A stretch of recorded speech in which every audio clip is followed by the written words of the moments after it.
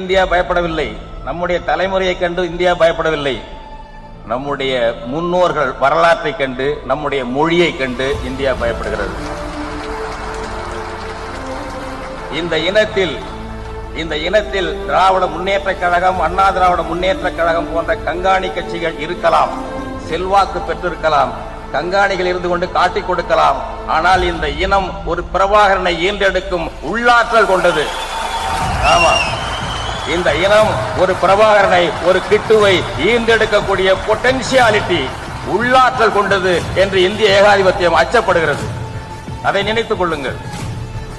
நம்முடைய இனம் உலகத்தில் மூத்த மொழிக்கு சொந்தமான இனம்.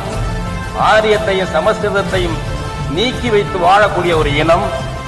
2500 ஆண்டுகளுக்கு முன்பு ஆரியர்களை விரட்டி அடித்த ஒரு மன்னன் என்று சங்க தமிழ் ஒருவனுக்கு பட்டம் கொடுக்கிறது. ஆரிய படை கடந்த நெடுஞ்செழியன் என்று. இந்திய ஏகாதிபத்தியத்தை, இந்திய விஸ்தரிப்பு வாதத்தை, விரிவாக்கத்தை எதிர்ப்பதற்கு தகுதியுள்ள ஒரு இனம் இந்திய துணைக்கண்டத்தில் தமிழ் இனம்.